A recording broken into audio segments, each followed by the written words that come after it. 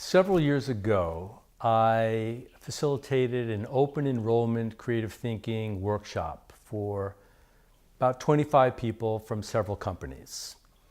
It went quite well, and when it was over, one gentleman decided to stay after. A very beatific-looking, radiant, very bald-headed, happy man who came up to me and introduced himself as Joe Belinski from Goodyear Tire.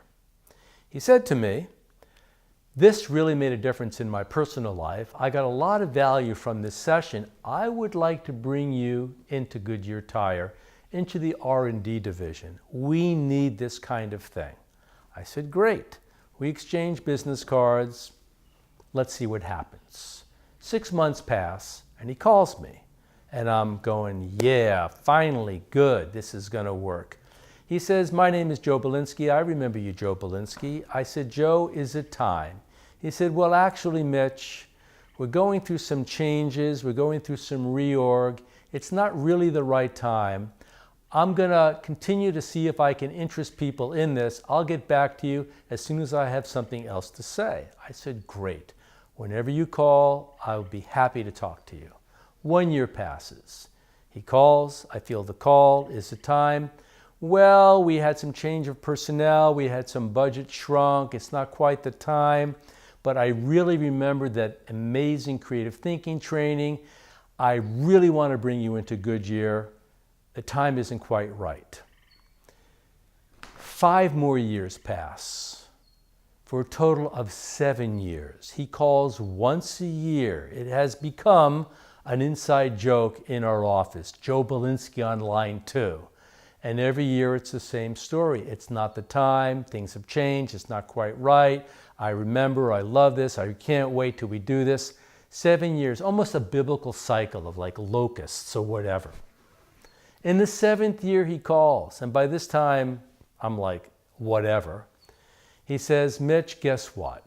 I go, "Your CEO was abducted by aliens. Headquarters burned down. You won the lottery. I don't know, something."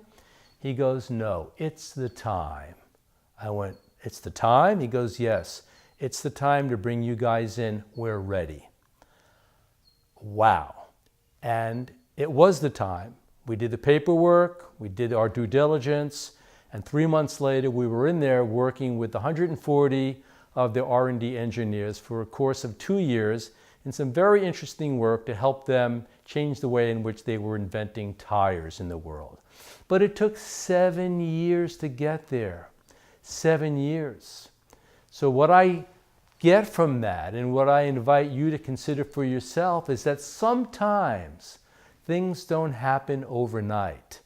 Arnold Toynbee, the author of The History of Western Civilization, is famous for having said, "I sat down one summer to write my book, and 27 years later it was done." Some things take a while. In the I Ching, one of the great oracle books from China, there's a simple phrase, "Perseverance furthers." If you are going to be an innovator, it took 10 years, by the way, for the Post-it note to go from an accident in the lab to a product that turned out to make millions and millions of dollars, 3M.